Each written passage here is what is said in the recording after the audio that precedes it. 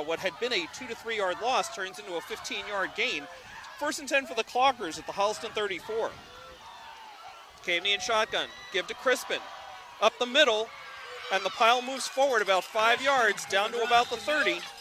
He's showing great feel for where the holes are in that offensive line. A couple stutter steps, and then he breaks it through. At the 30-yard line, 29. 2nd and 7. So it was like the last two coming out of that pile were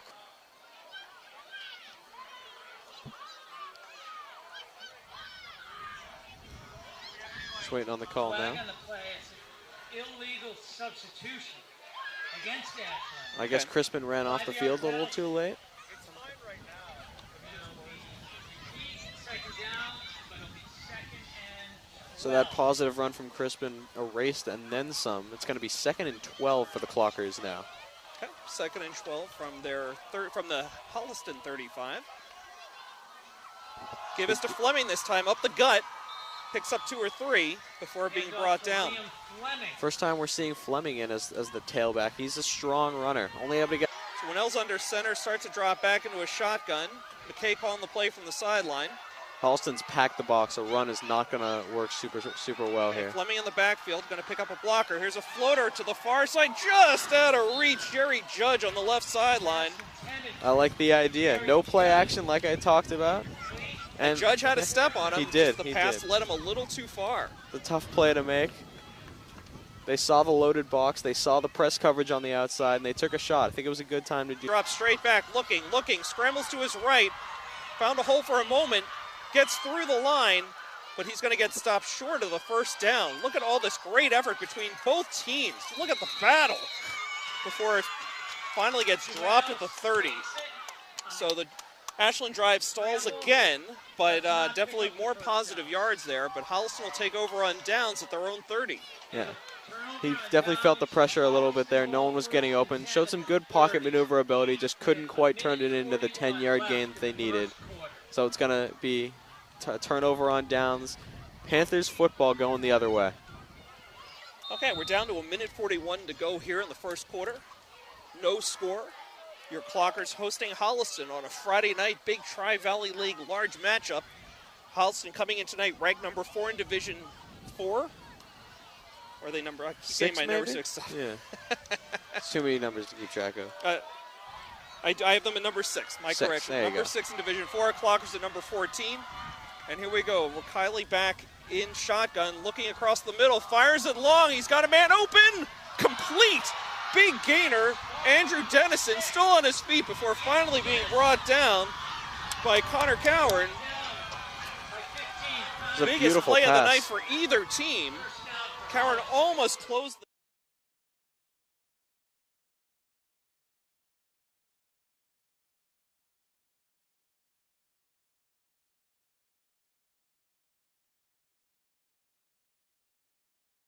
quite get there in time. I believe that was Jason Crispin on the right side.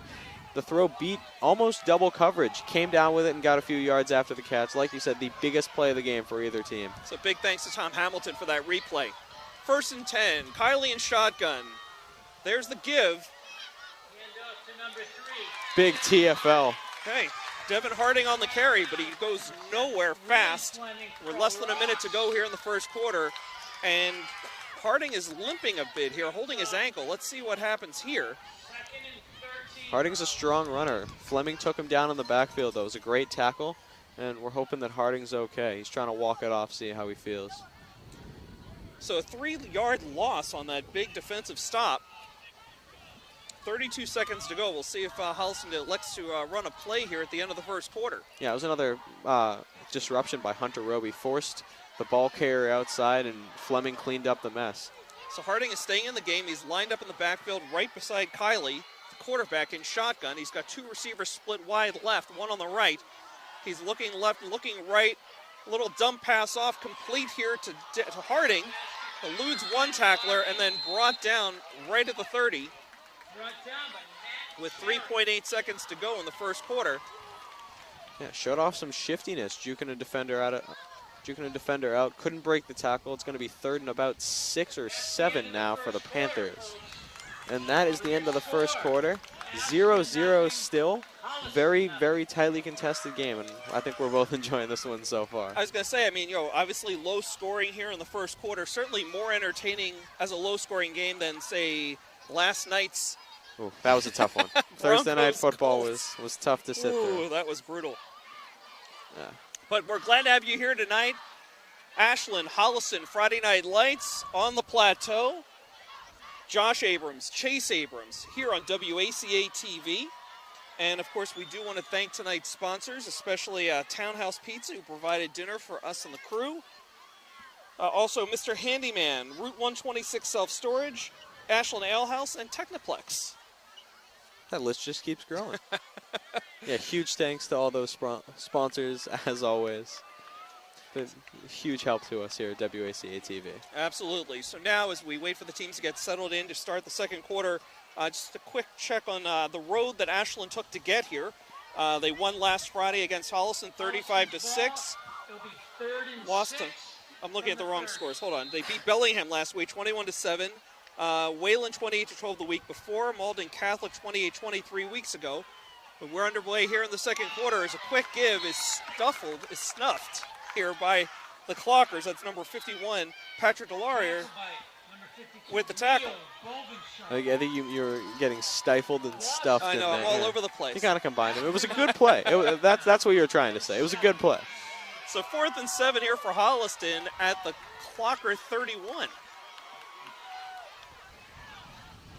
Once again, 4-down territory, kind of in that gray area that you talked about. It's a little too far to kick a field goal, especially with that wind we're starting to feel. And they are going into the wind right now. Yeah, a little too close to punt. So Ashland looking for the turnover on downs here. Let's see if they send some pressure. Okay, so Kiley in shotgun with Harding beside him. Drops back to pass, looking, fires for the corner. He's got a man open there. Complete for a touchdown. That's number 6, Andrew Dennison for Holliston, and they convert a 4th and 7 into a 6-point play. It's a great play by Holliston, just a straight go route on the outside. He burned his man. Pass seemed to drop right out of the air into his hands. Holliston takes the early lead. 2 great passes from Kiley on that drive. 6-0 Panthers. It was like David Sales was the corner on that play who got burned, so tough break there. Again, I mean, this is a very, very good Holliston team. Up 6-0 now. Pending the extra point here from Jack McElligott. Blocked at the line. Big special teams play by the Clockers. Patrick Deloria getting some revenge on that play. Okay, so it'll stay 6-0 with 11 minutes to go here in the first half. Clockers down 6-0. On that touchdown play, I was surprised to see David Sales on the outside. He's a very able corner, and for one thing he does very well is run. But he got beat in a foot race, and that's not something you see very often. Really gives a testament to that wide receiver's speed. Absolutely. So we've been talking about how both teams come in tonight 3-1. Both teams are ranked in the power rankings. The interesting thing is that up until now, I believe both teams have only played non-league opponents. Huh. So I'm sorry, they've each played one Tri-Valley League opponent coming into tonight. But starting tonight, it's all league opponents the rest of the way. Interesting. I never know how these schedules are made, so. Yeah, it's a little different than how they do it in college and the pros. Yeah. I don't really know how those are made either. Okay, so Holliston will kick off here from its own 40. This looks like it's Kawalima again with the kickoff. He boots it end over end. It's a relatively short kick here. Nice bounce for Crispin, who gets met and dropped immediately at the Clocker 21-22 yard line. That is a dangerous bounce for Crispin. As that bounced backwards, he had to, honestly, I would have grabbed it and just immediately hit the turf because he had 2 Holliston players bearing down on him, and that is scary. He got a clean bounce on that. That easily could have hit the ground and bumped right into him and turned into a big problem. But didn't happen. Clean bounce, clean catch, clean tackle. 1st and 10 for the Clockers. Clockers take over. Let's do it. Looking to bounce back after that last drive. Let's see if they can sustain something here. There were a couple very close misses in that last drive. Let's see if they can try to figure out how to convert a few of them. Okay, Dwinell's in shotgun. Give us a Crispin up the middle. Holliston starting to tighten up those gaps in the middle as Crispin only picked up a couple.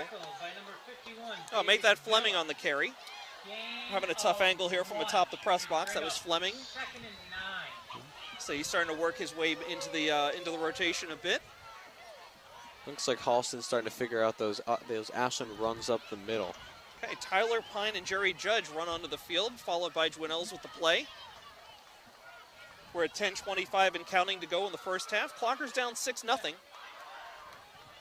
So Dwinells in shotgun, Fleming behind him. Caveney in for pass protection. 2 wide receivers to the near side. Play action, scrambling to his side. Over the middle, deep, and almost brought in there. As Jacob Friels over the middle, broken up by Hall. For why that's a truncated score, but that's the report we're getting. Clockers have now taken the first 2 sets tonight. 18-6. Yep. Interesting. Another play action pass. Looks That's now too throws. far. Yep. So intended receiver Tyler Pine. Brings up 4th and 9. And it looks like it's going to be another 3 and out for Ashland. Not what they were looking to do after that last drive. Someone else is going to stay out there to punt. So by the way, volleyball playing Dedham tonight. I have them as playing Dedham. Again, 8-3 start, ranked number 6 in Division III. If you haven't been following the volleyball team yet so far this year, it's time to tune in. They are having a terrific season.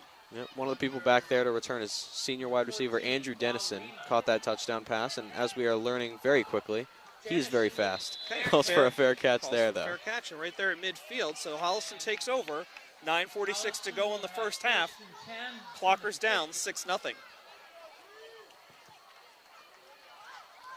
Ball's going to be spotted right around midfield. Yep. So Chase, I don't know if you caught this in Tuesday's Metro West Daily News, is Tim Whalen Jr.'s Week 5 preview. He said, we will get a better sense of what to make of the Panthers, who've had 3 blowout wins and 1 blowout loss. Same goes for the Clockers, whose wins are against teams that are combined 2-10 on the year. Either way, 2 of the Tri-Valley League's best teams in recent years will surely put on a good show. Looking forward to it for sure, and we're that enjoying prediction it is so held far. true so far. Right, 6-0 here early in the second quarter. As Kylie, in shotgun, drops back to pass. Going deep again. He's got a man wide open and dropped. Ashland might want to run some 2 deep safety looks, because that is the second time that, maybe, what, third time maybe? That he is just blown by the corner covering him. That was Dennison again. So yes, showing Andrew that McKay speed. is going to have to find a solution there, because Dennison is wide open in the secondary, leaving everybody behind. I mean, it looks like Kylie has the trust to just throw it to him the second he gets in line with that cornerback, just knowing that the corner cannot keep up with him. Oh yeah, I mean that's a timing play. Like Kylie knows where he's throwing the ball, where he's expecting Dennison to be when that ball comes down. And again, these are seniors. They've been playing together a long time, and they know each other's moves. Yep. Not going to be doing press coverage on him tonight. Okay, 2nd and 10. Kylie, delay handoff, play action fake. He's scrambling to his left, still up. Pass wide open there, complete to Harding. Misses the first tackle and the second before falling forward for a first down. Kylie making something out of nothing there. Rolled to his weak side, avoided the pressure, and found Harding wide open on the other side of the field for the first down for the Panthers. Harding and Dennison, the 2 main receivers so far, making their impacts felt. And I got to tell you, it takes a lot of talent to avoid Big Patty D there. Yeah, Patty D was having his way with the offensive lineman. Couldn't quite bring the quarterback down. Okay, 1st and 10 for the Panthers at the Clocker 38. Harding in the backfield. Kylie in shotgun. 3 wide receivers. Here's the snap. Give us to Harding right up the middle, and he's got some room. There he goes. A burst of speed over the 20, 15, 10, and brought down by Cam Antonup. So that'll be 1st and goal for the Panthers inside the 10. Yeah, it's the first run that they've had in a while, and they are showing that they can do both. Ashland a little more wary of the pass. Holliston saw that and took advantage, ran it right up the gut for, what, 25, 30 yards there? That's a big gain. It was a big one. So 1st and 10 at the Clocker 9. Holliston already has a 6-0 lead. They scored on their previous drive and knocking on the door here with 8:26 and counting to go in the first half. Kylie with Harding. If there's one plus about this is that Holliston's speed is much more limited in this short field. Harding up the middle and in for the touchdown, practically untouched. The Panthers go up 12-0 here with 8:12 to go in the first half. Spoke a little bit too soon. Harding punched that one in for the Panthers. It is 12-0 now, as like you said, he really did not feel any pressure from Ashland on that play. We take a look here at the replay. Harding up the middle, did avoid one tackle, met right at the goal line, but by then it was too late. While we have a timeout on the field, seems like a good time for tonight's dad joke. Chase, are you ready? Nope. What is the scariest tree? What? Bamboo! Get it? Bamboo? Fans, just a reminder, the best way to keep up with Clocker Sports is the @ClockerAD Twitter handle. That's Athletic Director Stephen Marks' handle, and he does a great job posting scores, photos, and call-outs throughout the school year. And he's the one I rely on, actually, for these power rankings from the MIAA that get released on a weekly basis. Of course, you can also follow him on Instagram, and Chase, perhaps you know his handle there since I'm more of a Twitter guy. Well, it's nice and easy. It's just Ashland Athletics, all lowercase, nothing in between. So that's more for the students, I'd say. Holliston going for two in the corner. There's a lot of pushing there, and let's see, there is a flag. There's a flag on the play. Let's see how they call this one, because the receiver clearly pushed the defender out of his way. There might have been pushing from the defender as well. That was a fade route. Yep. That was what Holliston drew up there. They saw the size advantage, but they're calling it a pass interference on Holliston. Yeah, that gets this Ashland crowd rolling. So 12-0 as the Panthers have put 2 touchdowns on the board in consecutive drives, but have failed to add an extra point or a 2-point conversion on either of those scores. I'm going to be honest. I don't think that he needed to push off there. He had the height advantage. Yeah, that's what I'm saying. I mean, Kylie threw it to realistically only he could get it. Pushed off anyway, and Holliston's going to lose 2 points for it. Well, I think they're running a 2-point conversion from further out this time. Oh, that's what the call is on a flag on a 2-point conversion? It's just a 20-yard 2-point conversion. So Tyler Pine late checking in here into the backfield for the Clockers as Kylie doesn't seem to like what he's seeing here, looking to the sideline for a new play. He's still got Harding in the backfield. Fan.co. That's gofan.co. I mean, 2 timeouts, I don't want to say wasted, but I mean, if this 2-point conversion doesn't come out successful, it's not going to look good for Holliston. That just doesn't seem necessary. Like, at some point, just try to pull a play out of the back of the playbook or something. Just get something rolling so that you don't have to burn 2 timeouts on the same 2-point conversion.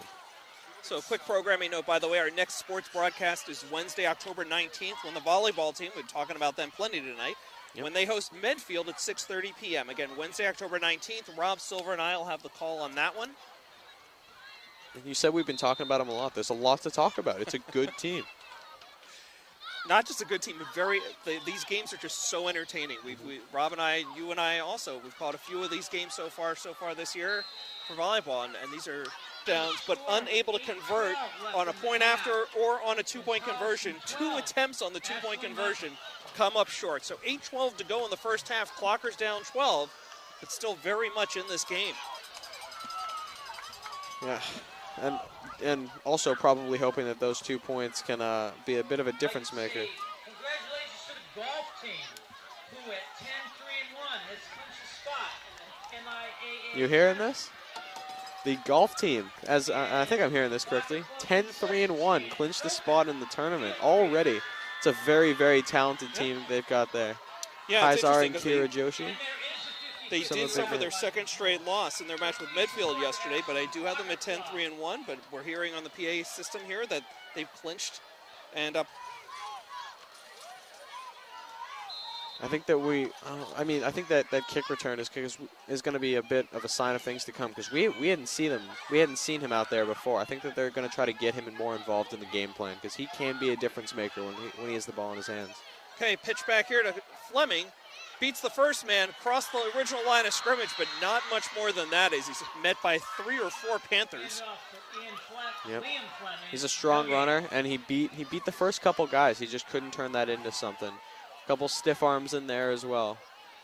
But, yeah, again, that's the difference between the offensive line being effective and not so effective, is that first would-be tackler met him behind the line of scrimmage.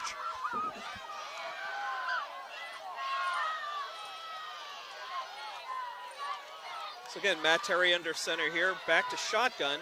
Joannels and Fleming in the backfield. Gives it to Dwinells. Looking, fires to the near sideline. But Jerry Judge can't bring that one in, so it's going to bring up 3rd and 10.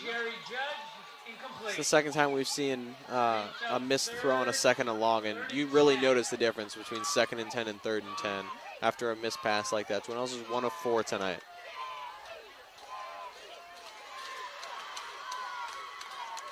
They're getting the play from Coach McKay, and I think this must be another pass, right? I mean, they haven't really had success running the ball. It would have to be. Yeah. So. Okay, so very similar formation here. Judges split out to the far sideline. Here comes the blitz. Dwinell scrambles to a near sideline, lets it go before getting hit. And this time, wide open is Tyler Pine with a big first down for the Clockers. They've been pinned back at their 30. It wasn't looking good, but a big completion there. And the Clockers have it at the Holliston 40. And it looked like we're getting a hurry-up offense here, Chase. No huddle. Yep. Right to the line. When that throw was released, there were 2 Ashland players and 1 Holliston player, and it looked like the Holliston player might be able to get to Tyler Pine before he caught it, but he got hit as the ball hit his hands. He held on, and it was a big gain for the Clockers. Their biggest play of the night. Okay, so Pine and Friels to the far near sideline, but the give is to Caveney up the middle, and they'll pick up almost 5 yards. They'll probably be brought down with a 4-yard gain. Clock ticking down to 6:40 to go here in the first half. Again, the Clockers down 12-0. Yep, first time we're seeing him out of the backfield, but he runs it up the middle. Okay, so again, we're starting to see that running back by committee. Yeah. Some more hurry-up offense here as Pine and Friels lined up on the near sideline. Jerry Judge all by himself on the far sideline. Dwinells in shotgun, drops back. Caveney picks up. Couldn't haul it in. It's going to be 3rd and 6, it looks like, for the Clockers now, and probably another passing down. Fleming and Dwinells both in the backfield. And this is more of a closed-in formation here. Dwinells drops back. Here comes an unblocked rusher. Quickly gives it to Caveney, complete. Down to the 25, and it's a first down for the Clockers. A huge completion there. And by the way, that was the same play that they ran before on their other 3rd down conversion. And once again, Tyler Pine was wide open in the middle of the field. Dwinells just didn't have enough time to get it to him. He was under heavy pressure. Oh, absolutely. And he made the right read. Caveney picked up the first down, but if he had just a little bit more time, Tyler Pine was absolutely by himself. Okay, again, Ashland getting right up to the line. McKay calling in the play. And now we'll get a timeout. McKay looks I thought he looked unhappy, but he might pumped. just be pretty Yeah. pumped. Yeah. Hard to tell from the back. No, he's a high-energy guy. Clocker fans love him for it. Absolutely. Got a nice crowd out here tonight on the plateau. Oh, I know they brought the flag football kids out here for pregame, lining either side of the entrance of the field as varsity came running in, high-fiving with the flag football kids. Are we going to see those kids at halftime as well? I believe if you're here, you'll see them, but we'll, of course, be going to the break at the half. So just quickly going around the horn on Ashland sports. Girls soccer lost it over Sherborne yesterday 4-0. That drops them to 4-6-1 on the season. They head to Dedham Tuesday afternoon. Boys soccer also continuing to struggle. They lost 4-0 to over Sherborne. Yeah, that was a frustrating one from them, I've heard. That was the first game back for starting senior outside back Ethan Dentino from his bout with COVID. And it was just a frustrating loss for the Clockers. 4-0, obviously not the final score that you want to see. Right, and again, they've been dealing with a lot of injuries to a lot of key players. Yep, and they're going to be hosting Dedham on Tuesday. But back at the action here on the plateau. 1st and 10 for the Clockers at the Panther 25. Dwinell's in shotgun. He's got 3 wide receivers out there. Pump, quick pass, and almost intercepted. Ooh. A little bit of a sigh of relief from the Ashland fans here as Dwinells and Judge were not on the same page. Not at all. Ball bounced off the hands of a Holliston defender. That pass went right to Holliston's Lucas Biedenkopf, and I guess he specializes on defense, certainly not a wide receiver. He just thought it was too easy. It hit him in the hands. It was a great pass. It was right to him. But fortunately for the Clockers, it was dropped harmlessly to the ground. So 2nd and 10 now from the 25. 5:35 to go in the first half. Dwinell's in shotgun. Hands it to Crispin. Up the middle. Do that in the pros either. So this one's going to hurt. That is setting them pretty far back. So it looks like it's going to be a 15-yard personal foul penalty against the Clockers. They were the beneficiary of a personal foul 15-yarder in the first quarter. Give it back here in the second. Yeah, and after a lot of momentum going their way and a pretty long sustained drive, this is the first real bump in that drive. So we're going to see how they're able to rebound from that.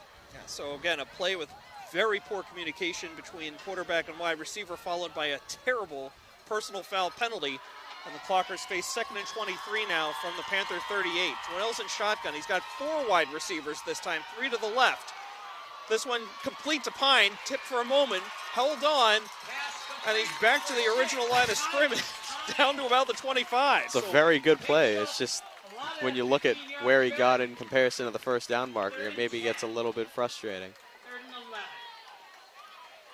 Okay, and again, another update from Josh Fialki is the girls volleyball. Ashland girls volleyball takes straight sets tonight from Dedham, 3 sets to none. So congratulations to volleyball, big win, 9-3. Continue the dominance. And we'll see those girls, see the team on October 19th here on WACA-TV. Dwinell's in shotgun, scrambling. Look for Pine. In trouble. Caveney wide open. To the 10, the 5. Down and touchdown, Clockers! Let me tell you, the Clockers have had one play with massive success, and that is the one. Look out for that one. They sunk to Pine that time, and Caveney had about 10 yards of separation on any side of him. Broke a couple tackles over the goal line with a man in his face, held on to the ball. Ashland's first touchdown of the night, 4:10 left to go in the first half. And I got to tell you, I mean, you know, there had to be plenty of openings there in the open field because Dwinell's is being chased by 2 unblocked rushers. Yep. Able to scramble away from them to his right, completed to Caveney, and the Clockers are on the board, 12-6, pending this extra point. And hey, until Holliston figures out a way to stop that play, I say keep running it. Oh, off the goalpost. Wow. So that's 4 points between the 2 teams that don't make it onto the board. Wow. I'm still a little in shock. I've never seen that live. He hit that dead on. Dead on. It wasn't like he it bounced deflected straight one back. side or the other. Yeah. Now here it is. Yeah. Just clanked it right off. I mean, we've seen a couple double doinks the last couple of years in the NFL. That was just a doink. Still gets the job done, though, right? Well, no. It bounced out. No, it still does the same job as the double doink of preventing them. Sorry, I should have specified but that. it's half the doinks. It's true. It's true. So as we wait for the Clockers to kick off here, down 12-6, 4:10 to go. Just want to send our best wishes. Tracy Terry watching at home tonight, a little bit under the weather. Her son Matt, of course, the starting center here for the Clockers. Yep. So Tracy and I say we hope you feel better real soon. And let us know if we need to send Gabby over some chicken soup or something. Clockers bringing it in. Changing their kickoff formation. And I say, if you're kicking off, it better be to the near side because I don't want them kicking off to Andrew Dennison. I don't want to see him in open space. Oh, I guess it's the far side now. The 2 return men switch sides. And here's Dwinell's. Oh, an onside kick attempt. I don't think it's not going to go 10 yards, unfortunately. And now we've got a flag. Is that going to be on Holliston? It looked like Holliston got. Oh, it's probably for the kick not going 10 yards.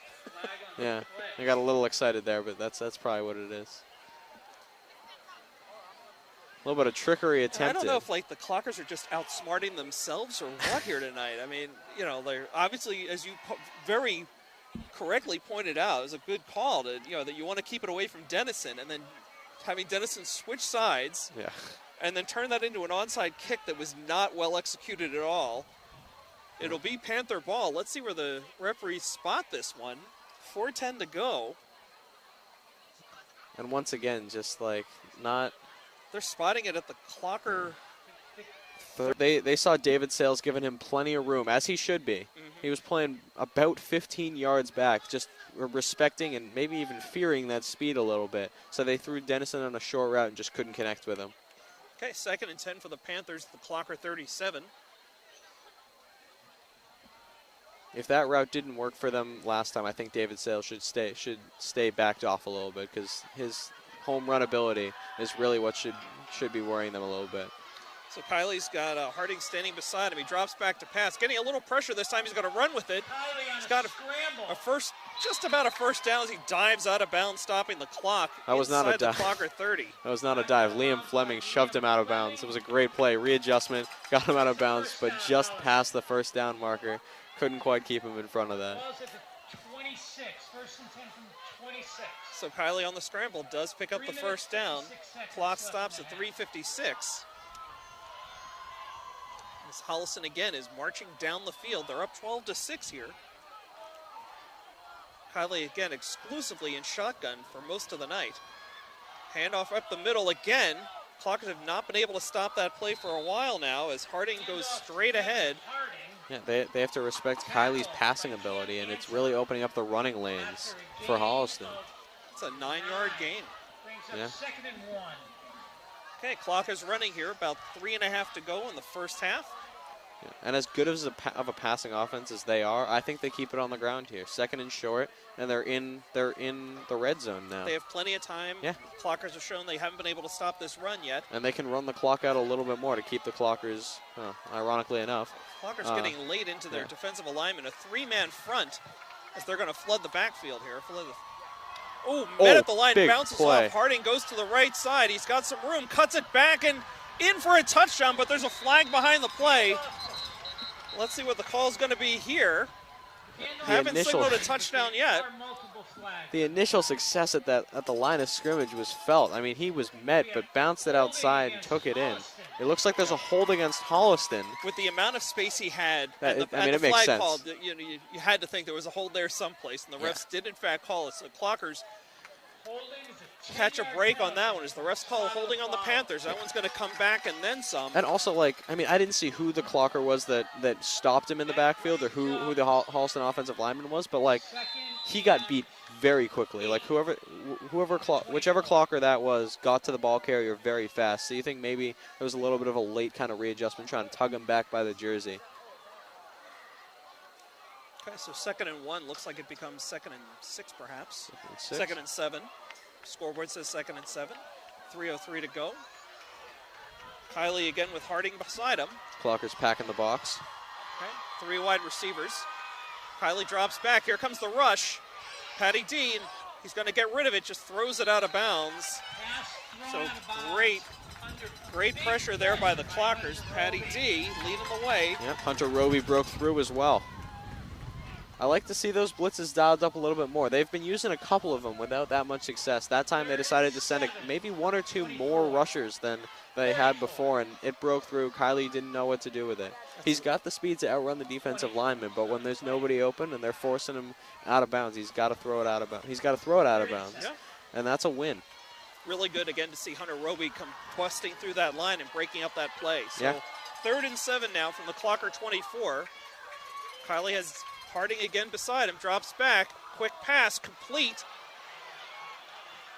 Finally brought down inside the 10-yard line. That's Joseph Gentile, senior wide receiver, with that reception and a 1st and goal now for the Panthers. Yeah, first time calling Gentile's name so far tonight. Long way here. Run goes up the middle, and he is practically untouched past the line. So another touchdown there for Devin Harding. So make it 18-6 now for the Panthers. The Clockers had just cut the lead in half to 12-6. And Holliston, after a poor Clocker attempted an onside kick, gave the Panthers great field position. And despite a holding call during this drive, Panthers are able to turn on the gas, resulting in their 3rd touchdown of the night. Have yet to convert an extra point or a 2-point conversion. I was going to say they're going to be looking to end the schneid between the two teams on point after attempts. I mean, honestly, they should probably just purposely miss this and then go for a field goal later so they can get themselves back to a 3-touchdown lead. But they're going to run for 2 here. Holliston's going for 2. So Kylie again in shotgun. Gentile in motion. A lot of movement behind the line. Sweeney in motion. Gentile in motion again. There's a quick pass. Throw goes to him, wide open, untouched, Easy into the end conversion zone. there. So finally the Panthers able to convert after a touchdown. So they're up 20-6 now. 2 minutes and 8 seconds left in the half. 2:08 to go. Holliston 20, Ashland 6. Clockers are going to get the 2-minute drill when they get the ball back. Okay, keep in mind, Chase, as well, right? The Clockers received to open this game. They'll be kicking off in the second half. So Panthers just complete a successful scoring drive, and they're going to be getting the ball back to start the second half. Yeah, and whatever that pass play, I don't know what to call the pass play that the Clockers have been running, but I'd say do that at least once or twice. I mean, it worked all 3 times that they've run it, and I think Holliston will eventually key in to cover Tyler Pine and Jake Caveney, but until they do, take advantage of it. Gain some chunk yards on that. 35. Let's see where they spot this one. This is a decent return. Brings out to Yeah, him and Caveney are both pretty dangerous returners, so it's good to see them back there. Gets them to the 35. Pretty solid field position, or at least better than their first couple drives. Okay, so Clockers down 14 with 2:01 to go. I won't say that it's imperative, but it's pretty important for the Clockers to pick up a score on this drive. You know, cut that lead, cut that deficit going into halftime. Are they getting ball at to start the second half? I don't think so. Here's Dwinell's back to pass. He's got time across the middle. Almost intercepted. Broken up there by number 11. But there is a flag on the play. It's Brady Sweeney on the breakup, and there was a flag deep in the backfield. It's going to go against Holliston. Defensive pass interference. So another crucial penalty. 15-yarder against Holliston. Second 15-yard penalty against them tonight. Would be resulting And in so the first They're down. lucky it's not. Are they saying it's at the spot? It's not at the spot of the flag. So they're a little lucky about that. That would have been some extra yards. Okay, so the Clockers are in Panther territory at the 49. Only 6 seconds came off the clock on that play. The Clockers already on the good side of the field as Dwinells is back in shotgun along with Fleming. 4 wide receivers out. Here comes pressure. Dwinell shakes off one. He's going to have to run for it. Gets over midfield. Met by a host of tacklers. Now the pile, the Clockers, to their credit, keep pushing that pile forward before Dwinells is finally brought down just short of the Panther 45. Somehow got almost 3 yards out of that. And it's a Clocker timeout by Coach McKay. 2nd and 7 with 1:42 left, and there's a timeout, Ashland. Okay, so just looking ahead quickly here. Ashland, after tonight, their next game will be Westwood, going on the road at Westwood next Friday at 7 p.m. Then they stay on the road. They visit Norwood the following week. We'll have them back here on WACA on Thursday, October 27th versus Medfield. Rob Silver will be back for that one behind the mic with me. For Holliston, they go from here to host Norwood this Thursday at 7 p.m. Number 6 in Division 3.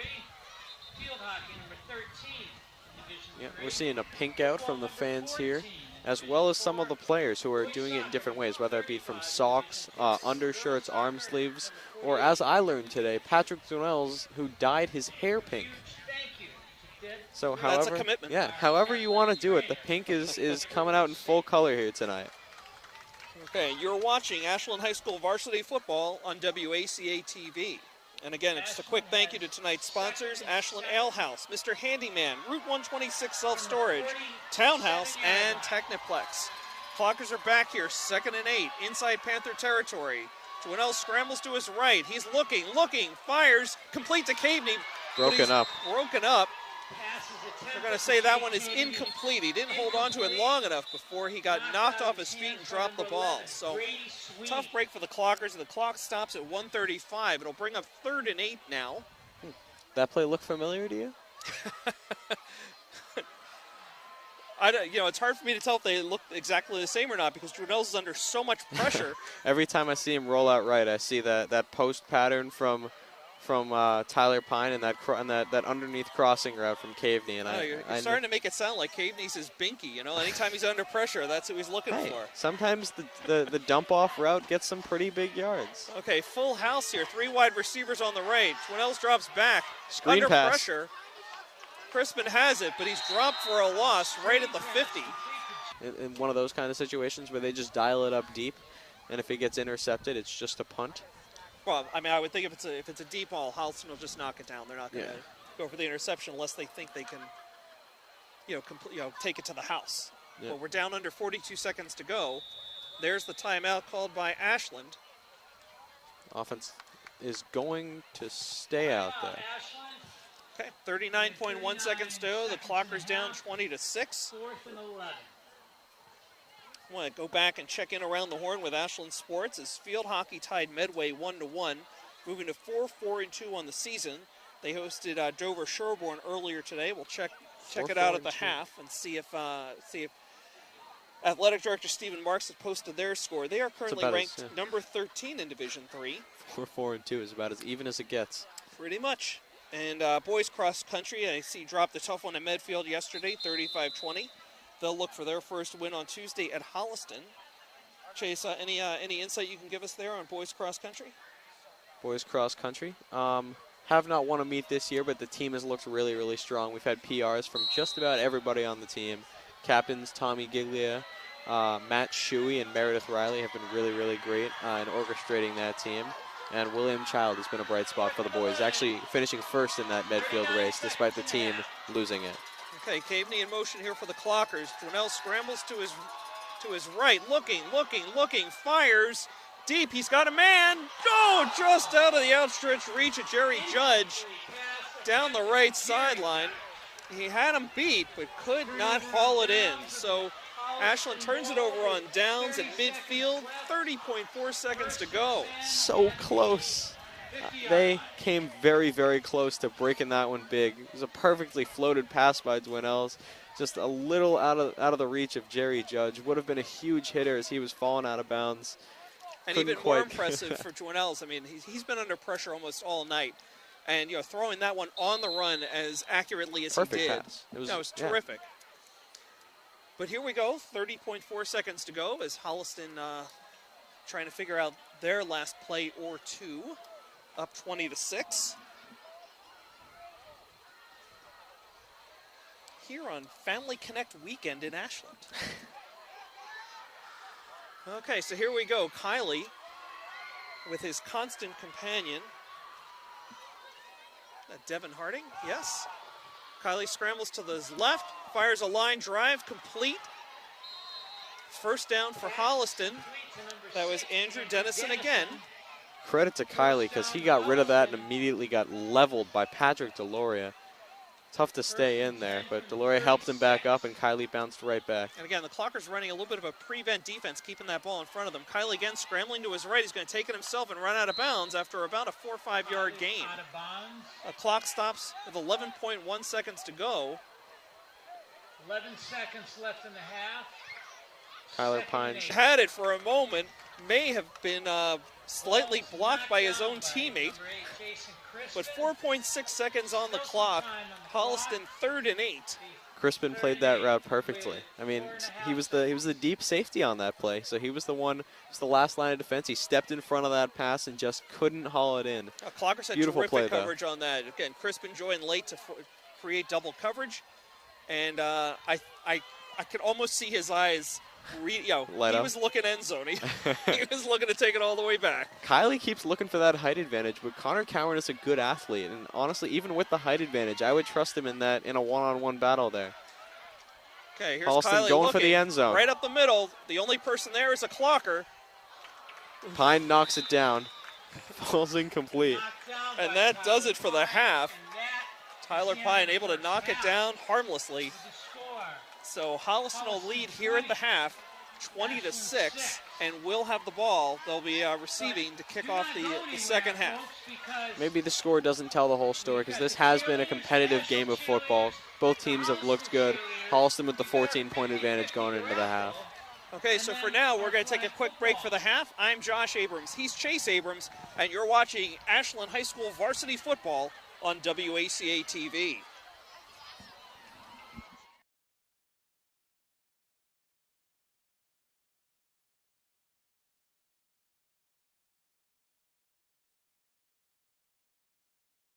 Today's game is brought to you in part by Townhouse. Pizza, roast beef, subs, and more. Make sure to get your fill with the Buffalo Chicken Calzone that's been called one of the best in the area. Produces packaging for medical devices and essential products to help in the battle to treat and eliminate COVID-19. Technoplex Flexibles Ashland is a proud sponsor of the Ashland boys football team and looks forward to a great 2022 season.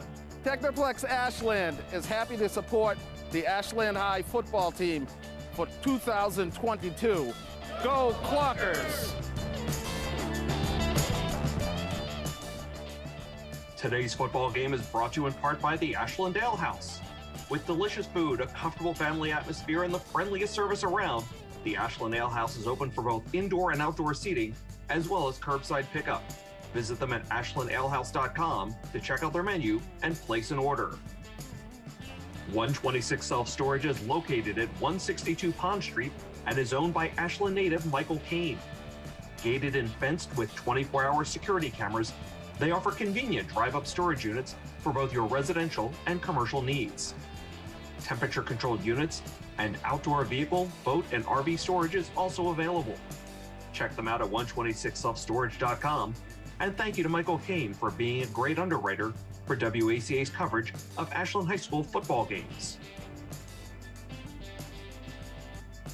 WACA.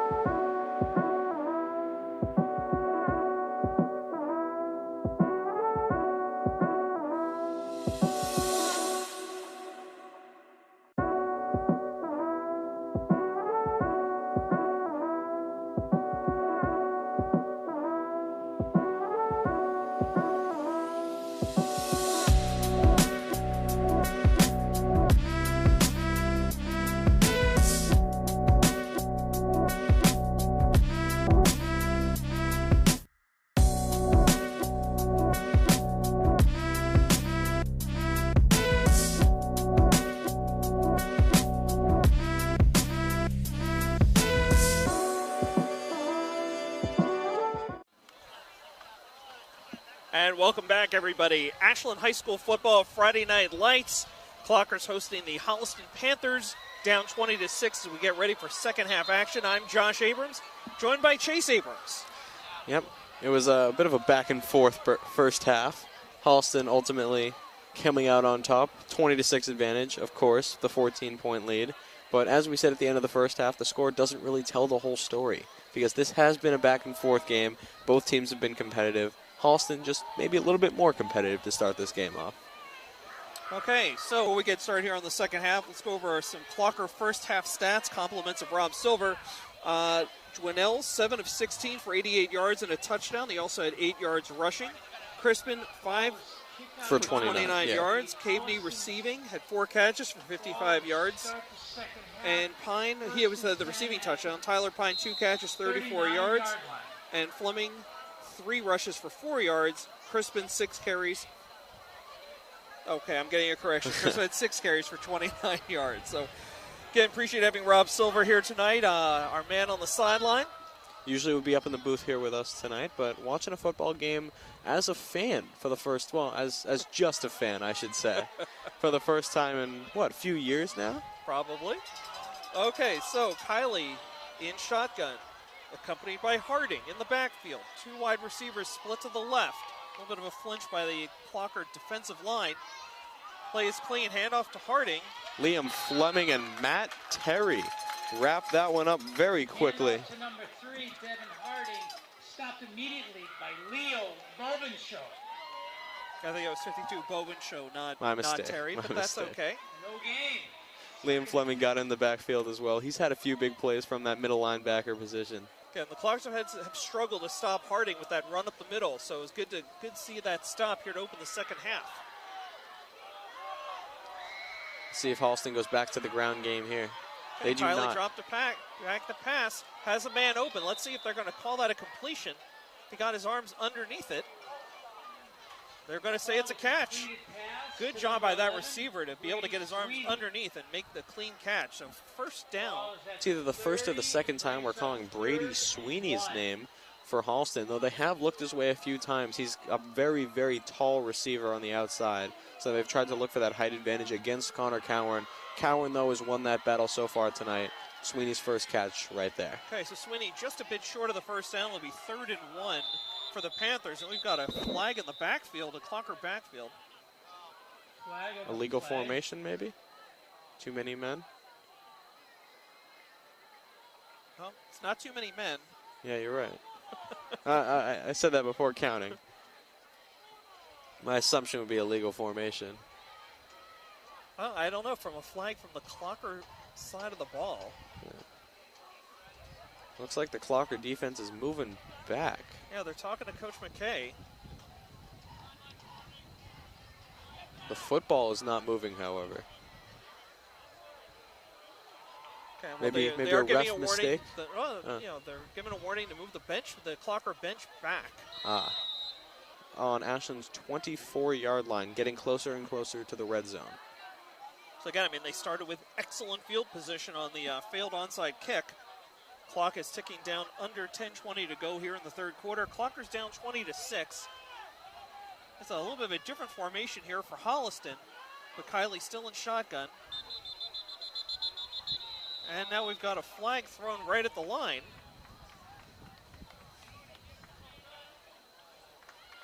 Penalty's going to go against Holliston for a false start.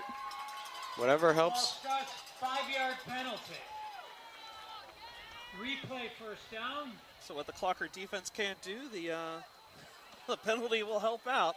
Got to knock them back 5 yards after that first down. 10:06, the clock stops there. That'll bring up 1st and 15.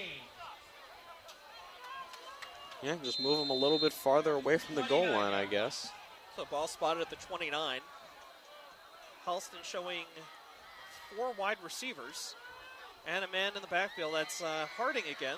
Ball's given. Oh, play. No. Hesitation handoff. Yeah, a little bit of a counter run there. Only generates about 2 or 3. Number 3, Devin Harding. Definitely getting bitten by those ball fakes. 51, Patrick Patty D is leading the tackle there. Gain of 1. Very active along that defensive line. Second and 15 here for the Panthers. The play gets called in from the sideline.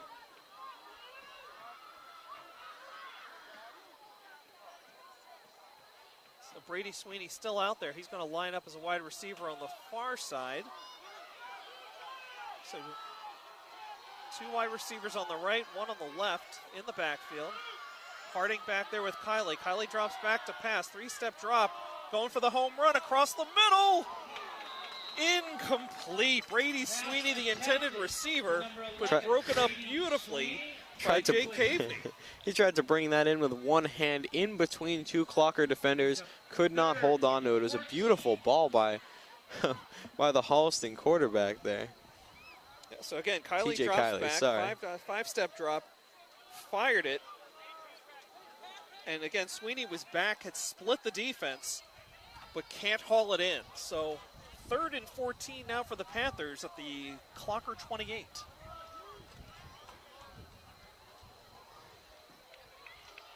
Maybe time to send a blitz here. 3rd and long. Don't let him have time to look for his targets downfield. They might be like, kind of doing a rope-a-dope here. We're going to Sweeney a couple times. Now Dennison has one-on-one coverage on that far side of the field. Dennison dumps it off. Pass is complete. 1st down and more as Complete to number 3. Harding wheels and deals and into the end zone for the touchdown. I think that they heard me talking. They heard the Ashland blitz. Screen pass perfectly to the other side of the field, the side of the field that the Clockers were not blitzing on. They ran the blitz on the right side. Screen pass went to the left side where there was absolutely nobody on the Clockers within 10 yards. Harding took it 28 yards in for the touchdown. It is now 26-6 in favor of the Panthers. Again, the Panthers have been benefiting from excellent field position most of the night, especially on the last couple of drives, and they've been able to cash in. 26-6 as they go for the 2-point conversion. Kylie back. It's the same play. Yep. And it works again. So 2-point conversion Gentile. is successful. Make it 28-6. So despite their earlier troubles on conversions on previous touchdowns, Holliston now has a full 7 touchdowns on the board. Sorry, 4 touchdowns. Try that again. 4 touchdowns. Yeah. Bad math. 4 touchdowns. I'd be a little averaging worried out to there, 7. yeah. Yep. 28-6 now with 8:50 to go in the 3rd quarter, and I'm starting to look over those scores Holliston has had over the course of the season, and the fewest points that they've scored in a win is 33. So this is an offensive juggernaut. They are well on their way to that number as well here. Still 8:50 left to go in this 3rd quarter, and they're at 28 right now.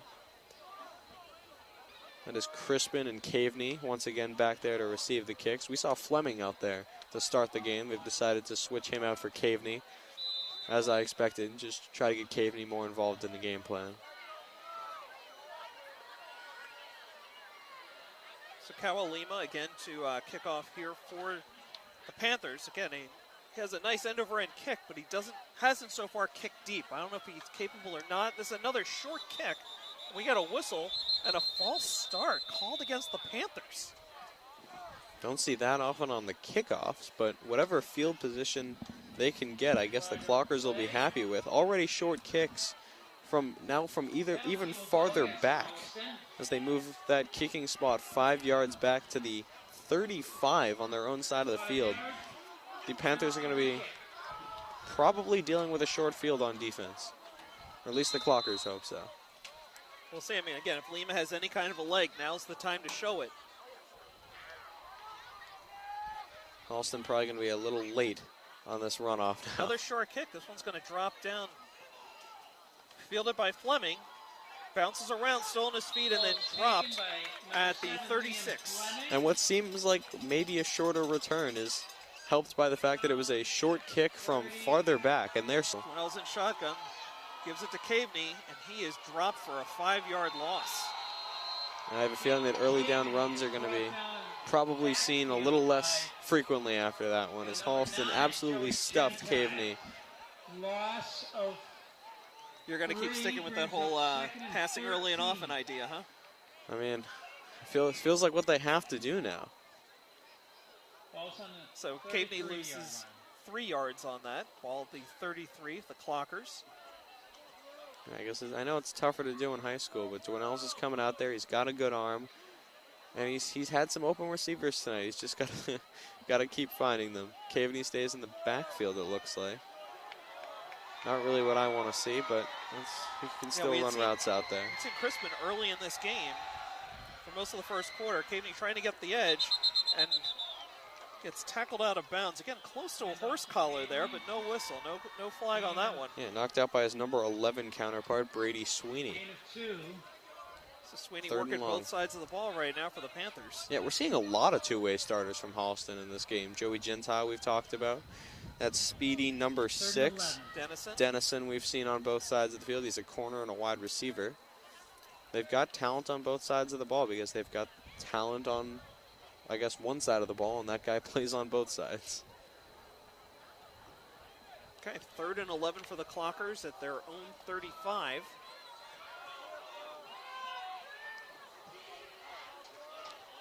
Dwinells in shotgun, Fleming beside him, drops back. Nice block by Fleming. Dwinells fires short of Caveney, cutting across the middle. So that's going to bring up 4th and 11. Had to do a bit of a jump throw there and just couldn't muster the power to get it to Caveney, who might have had a step on the corner covering him. Yeah, Dwinells, again, was feeling the pressure, tried to ad-lib something, and again, that off-balance throw could not reach Caveney. Ball's incomplete. So 7:07 to go in the 3rd quarter, and the Clockers' first drive of the second half stalls out. Dwinells is back to punt. Crispin is his closest protection. Low snap and a low kick. Lands at about the 40 and takes a Clocker bounce down to about the 31, 32-yard line. So the Panthers will take over there, their own 31. Certainly better field position from a Clocker standpoint. Panthers will start at their own 31. Panthers in command right now, 28-6. 6:53 to go in the 3rd quarter. Yeah, at the start of the game, Ashland was definitely shutting down that potent offense that the Panthers have, but since then they've had their way, so Clockers really need to try to regain some of that defensive momentum. Keep them out of the end zone this drive. Okay, while we wait for Panthers to get into their formation, a quick shout out to the Clocker Club, the official booster club of Ashland High School sports. In the past 11 years, they've provided more than $100,000 to Ashland athletics. To learn more about them and purchase a membership, be sure to check out clockerclub.org. The Panthers 1st and 10 on their second drive of the second half. Kylie in shotgun. Another counter handoff. This is going to go about 3 or 4 yards. So Harding on the carry, and now there's flags flying all over the place. Getting a little bit pushy in there. Gain of 3, but there's flags. Personal foul against the Clockers. Personal foul on Ashland. Maybe a sign of some frustration Absolutely. there. 15-yard Kind of hoping that was going to be like hockey's offsetting penalties, but only called against the Clockers. So their second 15-yard personal foul couldn't come at a worse time, as suddenly the Panthers, with only a minimal run, suddenly find themselves just about at midfield, 1st and 10. 1st and 10 from the 49. Hopkins student section enjoyed that play. Showing 4 wideouts here. Kylie drops back to pass, putting one up into the corner. Almost intercepted by the Clockers as Almost David Sales. Yep, he was in position for it. Holliston just knocks it out of his hands. He was ready to take that one. So almost a bit of redemption for Sales. He had it lined up, and then the Holliston receiver was able to knock it away. 2nd down and 10 for the Panthers at their own 49. Here's the replay, and yep.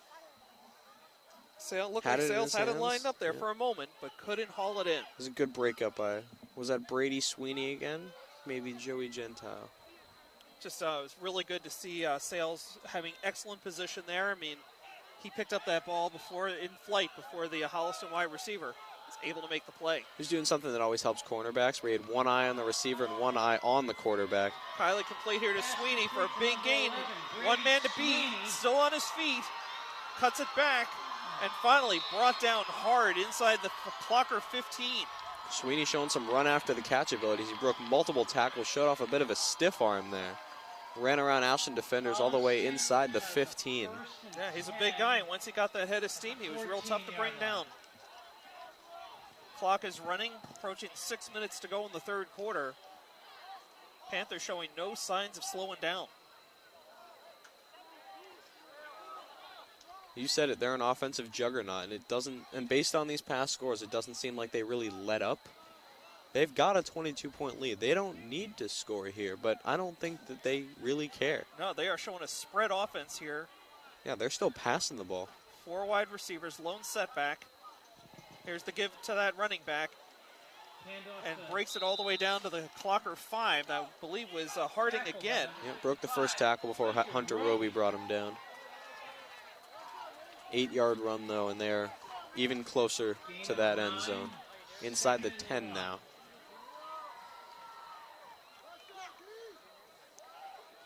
Okay, it looks like they're calling this 2nd and 1 at the Clocker 6.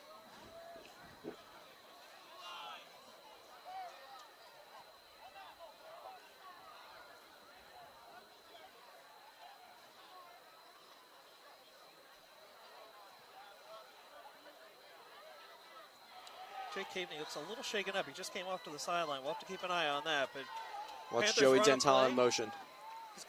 Kylie's got time, scrambling to his right, throws off his back foot. Oh, almost intercepted there. Fleming.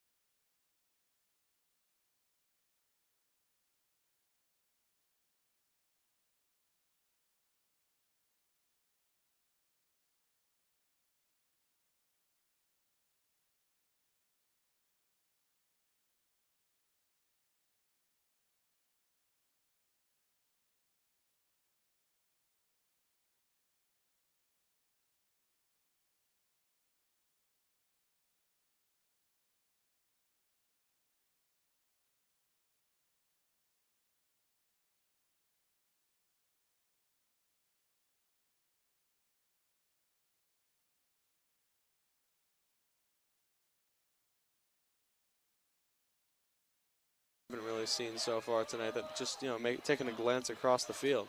Okay, kick is up, end over end. It's going to come down around the 15. Rudisil has it, drops it, falls on it, and recovers. So dead ball there at the 20. Showing a little bit of inexperience. First varsity play, at least by my knowledge, tonight. Bobbled it, but he fell on it, and Holliston is letting him hear it. The ball spotted at the Clocker 22. Dwinells has the play from Coach McKay, brings it into the huddle. 10 Ashland from the 22. I want to take a moment to say congratulations to the Philadelphia Phillies with an impressive come-from-behind victory in Game 1 of the NL Wild Card. On the road in St. Louis, down 2-0 with an out in the ninth, and score 6 runs. Hold on for the 6-3 win. They take Game 1, 6-3. Are there 4 games on for the MLB playoffs today? Absolutely. The handoff here is to Jason Crispin, who picks up a yard or two before he's thrown down to the ground. So I feel like the whistle needs to be blown a little bit earlier there. I don't know, just you don't want people to get injured. You don't want it to get too physical. okay. Ball spotted at the Ashland 22, so no gain there. 2nd and 10 for the Clockers.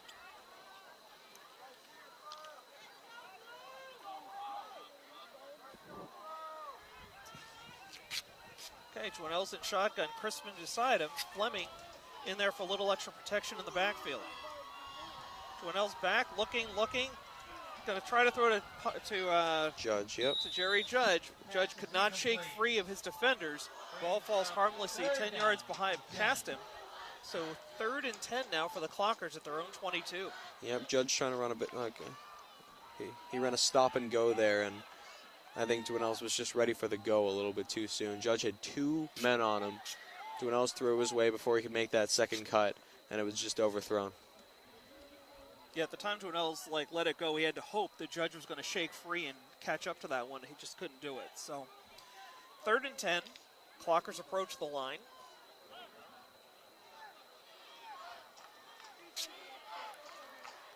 Fleming lining up this time as a wide receiver close to the center.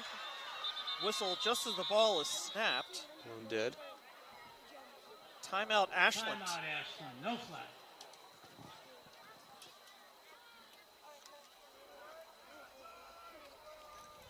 So again, you are watching Ashland High School varsity football on WACA-TV. Josh Abrams, Chase Abrams with you on a beautiful Friday night here on the plateau. And Chase, beautiful weather today. We had been kind of chilly earlier in the week. Got a nice 70-plus degree day out there. A lot of sunshine. I wore pants to school today. I was not ready for it. Same with yesterday. Hope you had shorts for cross-country practice. I did. I did have that in mind. I mean, after the day before, I had wellness in pants, and I mean, obviously, it's more fun to actually play in wellness. So just sweating was a lot. So I was ready with the shorts today. Like after probably at least a week of rain and just dreary gray weather, we finally got these 2 beautiful days out of nowhere. It's something you gotta love about New England, is that it likes to keep you guessing. Right. Look, if you don't like the weather, wait 5 minutes, right? Clockers back on the field after their early timeout. 2:59 on the clock. Ashland down 35-6 as they approach the line. 3rd and 10 from their own 22. Cam Antonuk is in to take the snap, hands it off. This is going to be a throw by Dwinells. He gets it off. Pass intended and caught. Complete to Jacob Friels for a big gain almost to midfield. A little bit of trickery from the Clockers, and it works out. Antonik is the backup quarterback on this team. Handed it off to Cavey. Or was it was Dwinells with the pass? I believe it was Dwinells. Let's check the replay. I can't pick up I can't tell. It was a great catch by Jacob Friels. Got hit as he came down with it. And yards after catch. Great job by Jacob. Yeah, love to see it. And Clockers have new life in midfield, 1st and 10. I mean, that play always rejuvenates the team and the crowd. It's just fun to watch. Quick pass here, deflected and out of bounds. Intended receiver, Jerry Judge. He's got to get that pass up a little bit. Judge is a much smaller defender on him, and he's got that 6'2 frame. He's got the height advantage. Someone else can take advantage of it. That was a much quicker pass from Dwinells. I mean, a designed quick pass there. I like it. Didn't really roll out. Quick pass. Again, that Holliston defender just too quick to get the hands up, deflected, out of bounds. No, with all the pressure that he's been feeling tonight, quick passes are probably a good move. That one just unfortunately unable to convert on. Okay, Friels is lined up to the far side now along with Judge. Judge is on the near side here. It was Tyler Pine on the far side. Joannell's scrambling to the right, trying to let it go. Was able to release before, was able to get the pass off and out of bounds before he stepped out of bounds himself. So avoid a loss of yards there. Clock stops at 2:09. It's that same chunk play that the Clockers loved running in the first half. I think at this point we can say that Holliston does know what they've been doing with it. That right side rollout for Joannell's, and he just had defenders in his face immediately. So Clockers facing again a 3rd and 10 here at the Holliston 49. And again, given the score, given the time, I would say this is 4-down territory. Joannell's back in shotgun. Clocker showing 4 wide receivers. Here's the snap. Joannell's dropped straight back. Under pressure. He's going to scramble for it. Down close to the 40, still on his feet, and a first down. He got that. And he picked up 11 yards. Yep. Able to turn a broken play into a first down. 3rd and 11, Patrick Joannell's delivers. Gets over that first down marker. Move those chains. Okay, we do have a Holliston player still on his back on the field. We're going to have an injury timeout here.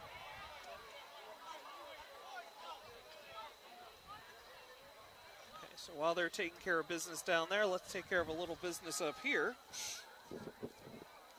So again, just a quick programming note, our next sports broadcast here on WACA-TV is Wednesday, October 19th, when the volleyball team, the 9-3 volleyball team. Emphasize that. Host Medfield at 6:30. Again, right here on WACA-TV. Rob Silver and I will have the call, and hope you'll join us. Again, just a really terrific, entertaining volleyball team, and they are just executing in every facet of the game right now.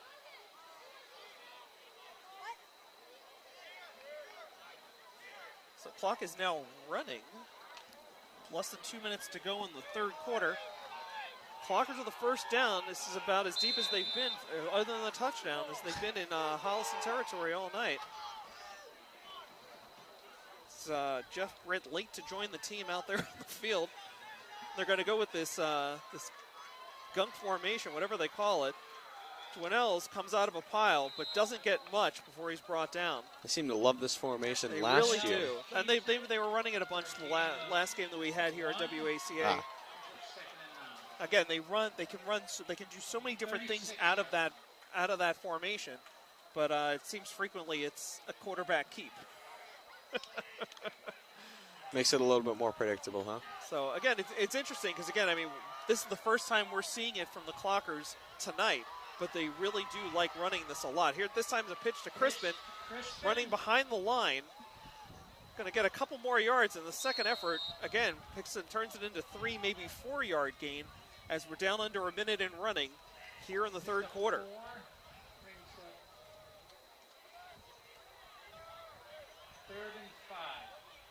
Yep, 3rd and 5. Less than 30, just coming up on 30 seconds to go in the 3rd quarter. Clocker's going to stick with this tight bunched formation. Fleming in the backfield. Crispin too in motion. Joannell's fakes it, keeps it himself, and he keeps pushing forward. And he's going to be down close. He didn't get the first down, but he did pick up again like another 2 or 3 yards as the clock's going to run out here in the 3rd quarter. I guess Ashland just trying to out-muscle Holliston at this point. Run some clock out. Sure. Will be the end. So that'll bring us to the end of the 3rd quarter. Panthers still up 35-6 as the two teams will switch sides for the 4th quarter.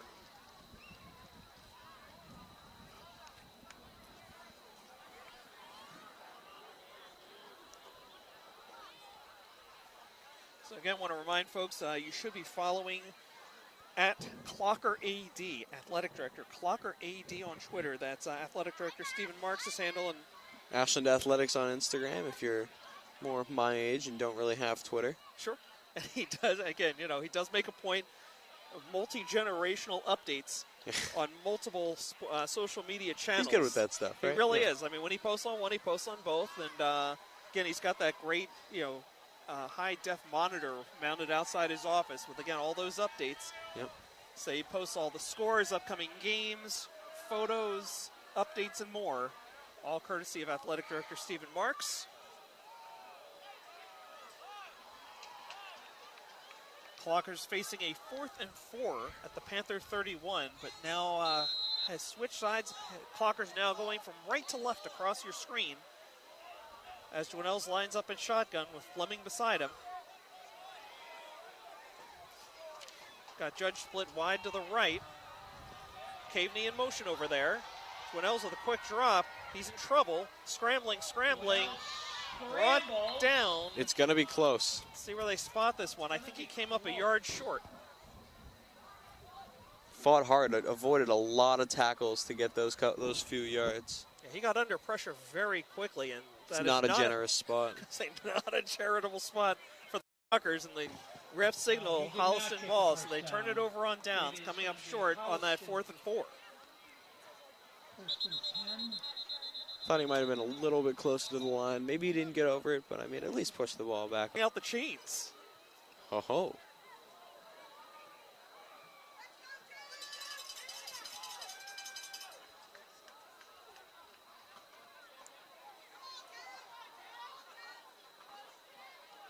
I mean, that's just not. I don't know why they had to bring the chains off for that measurement. That seemed pretty clear to me. And now you can pick up whatever the other ball's doing out there on the. Oh, well, I guess I'll just move that to the 27. Okay, 11:52 to go. Clockers down 35-6. Holliston will take over at their own 28. This is about the worst field position, I think, the worst starting field position here in the second half for the Panthers. And once again, like, I feel like Holliston could just grind the run game the rest of the way, but they seem like they enjoy passing the ball. And based on the scores that we've seen from them earlier this season, they do not let up. Now here's a handoff to Harding. Still on his feet and brought down hard, short of the 35. Brought down by number 23, Quan Yeah, he is met in the hole by Quan Amaral, that sophomore, number 23. Yeah, again, we really expected to see him in the mix at running back tonight, but he hasn't touched the ball yet on offense. It's just been Crispin, it's been Fleming, Caveney out of the backfield a few times, but no Quan Amaral. Okay, Harding just threw something over there to the far sideline. He's got both shoes. I don't know what he lost there off his uniform, but Holliston showing a tight formation Very tight formation. here. Similar play. They do a similar thing with the same formation but different looks out of the same formation that Ashland does. A little bit of a different formation, but it's the same concept. Jeff Britt making the stop there. Well, regardless of how similar it is or not, it was not effective on that play as Ashland pushed him back a yard. Yep, Jeff Britt getting credit for the TFL. Okay, 3rd and 5. You might want to, for some of the newbies on the broadcast, you might want to explain what a TFL is. Tackle for loss. Tackle behind the line of scrimmage, you're right. Okay, here's a run to the near sideline. He's got blockers in front. There's a flag on the play. Probably Two a flags. hold, you'd assume. So Cooper Olsen on the carry there. We haven't heard his name yet tonight. And, short of the first down. Have to see where the flag is going to point toward Holliston. It might be a false start or a hold. Holding is the right call. Holding. So that one will come back. Holliston.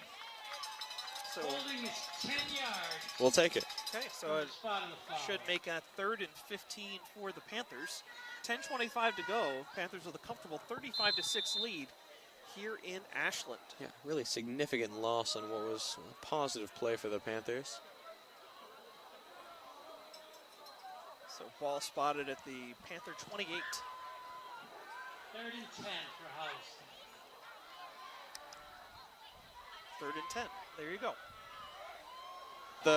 Wow. Against Holliston. I guess it didn't reach the line of scrimmage. And it didn't get out of bounds, so it's another penalty that pushes him back. But I think, do you think the Clockers just decline this one? No, it's a they took 5-yard it? loss Okay. and a loss of down. So it brings up 4th down. Should be 4th and 15 now. Now it's 15. Yeah. For the Panthers, now at their own 16-yard line. Just want the Clockers to run whatever defense they just did because it seemed to work pretty well. But it looks like Holliston's going to be punting. Jake Caveney, the lone returner. They do have a returner back there this time. Well, TJ Kiley is standing at his own 3 to punt this one away.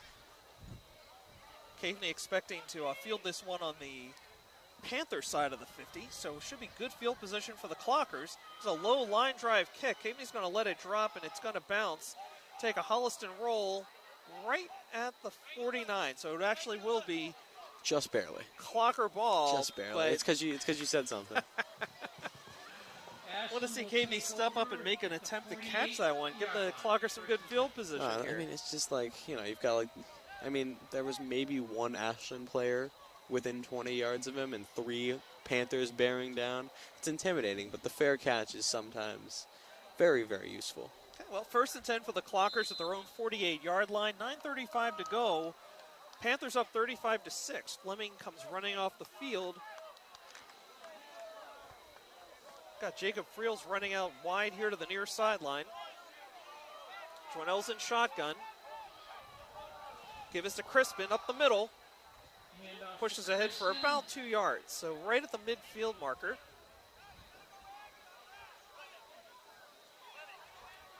Tackled by number 8. Fleming cuts to the left. Gets across midfield, but gets Gains stopped a yard. quickly. Pitch to Liam Fleming. Gained the yard. Yeah, just not much offense right now from the Clockers. They seem pretty dejected out there. 3rd and 8 now. Again, 4 down territory for the Clockers. 8.5 running here in Ashland. So again, Chase, we were expecting this one to be, going to learn a little bit about both these teams tonight, and I think we have. I mean, Holliston is clearly for real. Oh yeah, I think we figured that out in that first half. And Clockers are a good team, not a super team. But they'll learn a lot from this one. Go back and look at the film, and they'll be ready for next week. Here's Dwinells scrambling to his right, trying to find Jacob Friels, but Friels could not shake free. Incomplete pass, and we'll get to 4th and 7. This clock stops with 7:57 to go in the 4th quarter. Trickery worked the first time. Can't come up with the big gain this second time. So as everything just seems to be coming up Holliston right now. Well, Dwinells and Antonuck are both there to get the play call from Coach McKay. We'll see which one of them actually winds up under center. And it looks like both of them, kind of. Antonuck is behind the center right now. He takes the snap, hands it to Dwinells, who drops back, looks to throw. Back to Antonuck, who And he comes held on to down it. with it. What a catch! Oh my goodness. That's the quarterback, ladies and gentlemen. So that was James Gibbons for Holliston, who did everything he could to break up that play, but Antonuck pins it against his helmet. Did not have the size advantage, did not have any separation, but he came down with the ball. Pulls it in and holds on to it as he hits the ground. So 1st down for the Clockers. Dwinells back to pass. He's got a man. Oh, he had him for a moment. Jerry Judge had it in his hands, and again, Knocked away. 21 for Holliston. James Gibbons knocks it out of his hands. Great ball, great play on the ball by Gibbons. So 2nd and 10 for the Clockers at the Panther 32.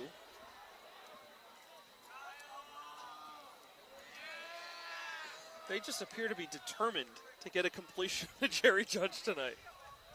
He can be dynamic with the ball in his hands. They just haven't been able to get it to him tonight.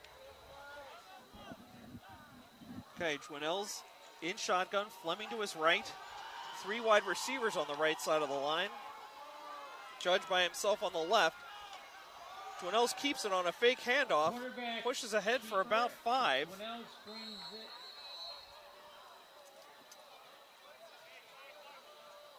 We approach the 7-minute mark here in the 4th quarter. Halfway there. Sorry, should have been more specific. Halfway to the 1st down marker. 5 yards for Dwinells.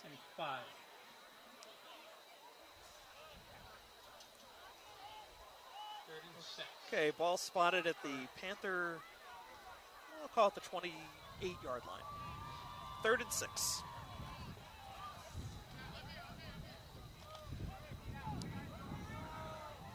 All right, Antonuck has been off the field since that very impressive catch. Okay, 3 wide receivers split out to the left. Judge by himself on the right. Dwinells keeps it himself up the gut. Going to pick up One or maybe two, a yard or yeah. two. just nothing working there as Holliston clogs the running lanes very, very quickly. Dwinells just can't get through that first line of defense. So the ball spotted at the Panther 25. 4th down now. 4th and 3. 4th and 3 for the Clockers. It's one of their longer drives of the night in terms of number of plays.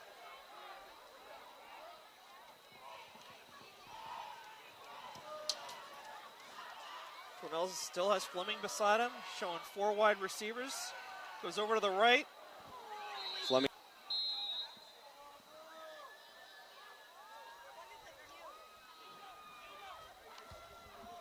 Again, just looking ahead in the schedule here, Ashland will travel to Westwood next Friday, 7 o'clock kickoff there. And then they are on the road to Norwood the following week before coming back home here on WACA Thursday, October 27th against Medfield. Bunch formation, very tight formation from the Panthers again. We're just going to see some variation of this running play. And it is met in the backfield. Clockers giving up absolutely no space there. Yeah, the pitch was to C.J. Pacheco, junior, number 44 for Holliston. Maybe seeing some players get some varsity playing time that they wouldn't normally get. Oh, lost a couple, so they'll bring up 2nd and 12. Ball at the 23, Panther 23. Clock is running, 5:15 to go in the game.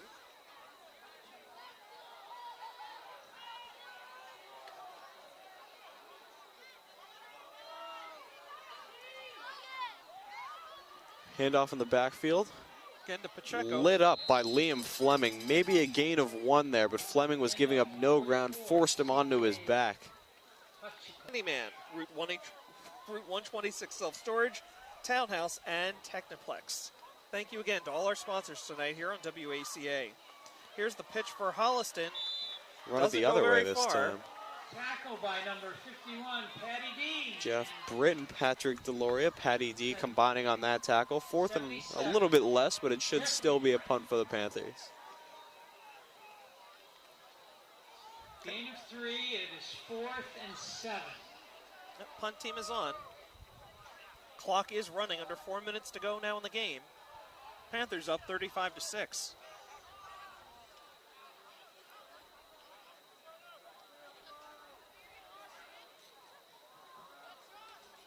Oh, a high snap. It's over his head. Snap is high. Heading for the end zone. And he is down. Well, this is going to be pretty good field position. Down inside the 2. Snap goes way over the punter's head, and he has to just sit on it as Ashland immediately swarmed him right at the goal line. And it's hard to get better starting field position than this. 1st and goal at the 2. I mean, maybe if that ball rolled 3 extra feet, it's a safety. I'm starting to wonder if Kyler's going to catch up to it in time. Let's see what the Clockers do here. They're coming in with that they've tight got formation. to score. They've got to score here. Okay. Dwinells under center, Fleming behind him. It's going to be a muscle game. Dwinells kept it. He's pushing forward and touchdown. in for a touchdown. And that's an Ashland touchdown. Got that one. So Dwinells keeps it. Crispy. Clocker's 2nd touchdown of the night. It No good. got there. I think that they just blew the whistle once the ball went up. I think I saw that with the Holliston extra point as well. So the score remains 35-12 with 3:23 to go. Holliston 35, Ashland 12.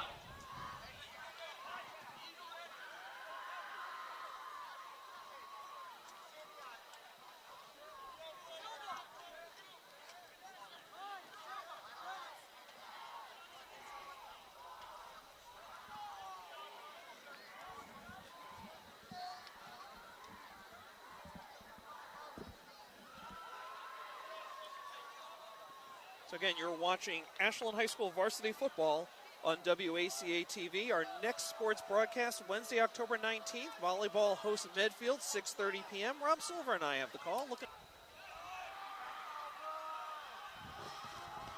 Line drive. Line drive kick. Kevin Boxes.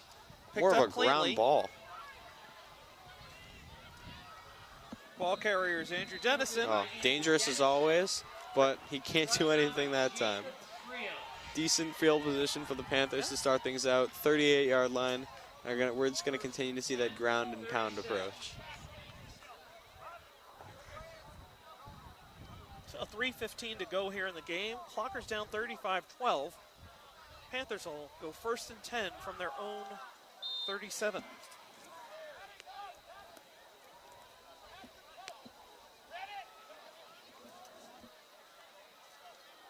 Making some very last-second defensive substitutions here, Clockers are. Zach Brennan checking into the game for the first time tonight. Liam, 5 yards. Guessing some kind of illegal formation, illegal substitution. Yeah. Something. We're on the same page there. Yep. So we'll try it again. 3:15 to go. Yeah, seeing just a few more names I'm seeing out there. Robbie Rudsill, who we saw on that kickoff. Lucas Silva is in. Kevin Botsis, the kicker, is in for the defensive line. Holliston breaks through. Pitch goes to Cooper Olson for a big run there. Got the first down. Clock is running at the 3-minute mark now. 3 minutes and counting to go. Panthers first down at the Clocker 45. Some more people I'm seeing out there. Cam Antonick, the quarterback, is out there as a defensive back. Getting more names and numbers as... Oh, they signal for the clock to keep running, but stoppage with the penalty. So 2:21. Holding on Holliston. Okay. Penalty's going to go against Holliston. A hold. That'll push him back 10. 10 yards from the spot. Luke O'Brien checks into the game now. First time calling his name tonight. Okay, the official spot the ball right at midfield. Panthers will take over their first down. Tiago Saitko in for the Clockers as well. Okay, clock running again. We're at 2:15 and counting.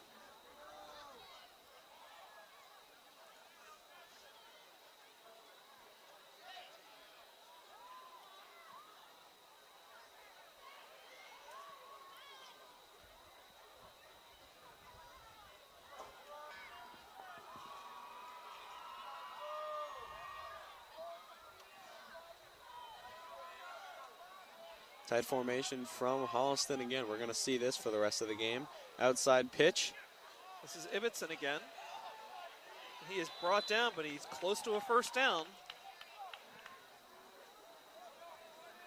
About a minute left in this game as we see both sides fans start to clear out a little bit, trying to beat that traffic. 31. So 3rd and 1 for the Panthers. Under a minute to go. Panthers up 35-12.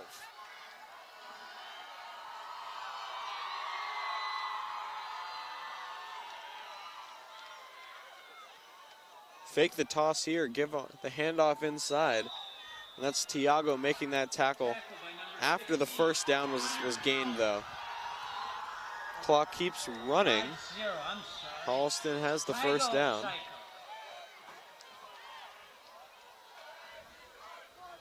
We'll see if they wind up running another play here. We're under 30 seconds to go. They are approaching the line. I think they can run one more play, and then that'll pretty much be it for tonight.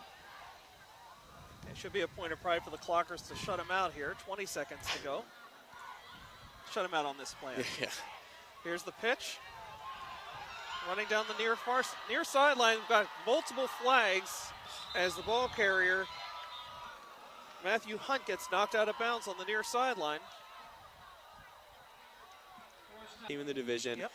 They could go even higher than that. It's a good, very, very strong team with really playmakers in every position that we saw tonight. Yeah, this win should definitely help them in the rankings. Again, there's a solid win against a solid team. Clockers didn't do themselves any favors with those 2 failed onside kicks, unable to really get any kind of momentum going on offense. Yeah. Not much else to say here. So, any final thoughts? I think the score says it all. 35-12, probably not what the fans wanted to come out and see, but I'm sure the Clockers have bounced back. This does end their winning streak, but the last time they lost the game, they went on to win the next 3. So here's to the next 3. Okay, fair enough. So again, the Clockers move on next week to play at Westwood, 7 o'clock kickoff. They're at Norwood the following week, and then back here against Medfield on WACA Thursday, October 27th. See you there. So for now, I'm Josh Abrams. He's Chase Abrams. Thanks for watching Ashland High School football on WACA-TV.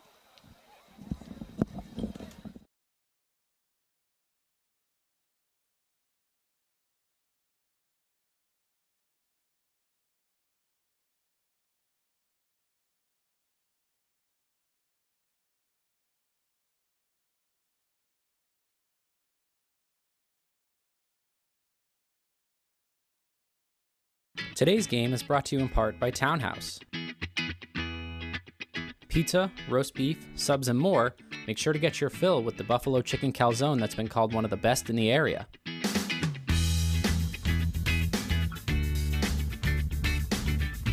Located at 300 Elliott Street in Ashland, give them a call at 508-881-3010 or find them on the web at townhousepizzaroastbeef.com. Today's sports coverage on WACA-TV is sponsored in part by Techniplex Flexibles, the globally integrated company focused on developing and manufacturing innovative packaging materials.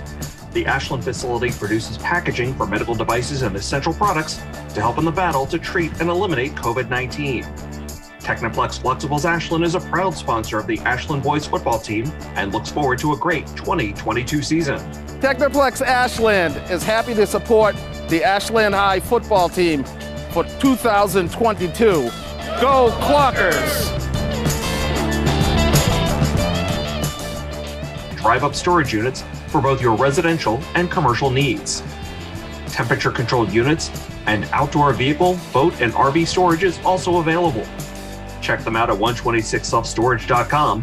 And thank you to Michael Kane for being a great underwriter for WACA's coverage of Ashland High School football games. WACA-TV's coverage of tonight's game is sponsored in part by Mr. Handyman, the home improvement professionals. They're your one-call solution for a wide range of home maintenance and repair needs performed by fully insured technicians. Located right here in Ashland at 200 Butterfield Drive, give them a call at 508-231-4639 or request service at mrhandyman.com.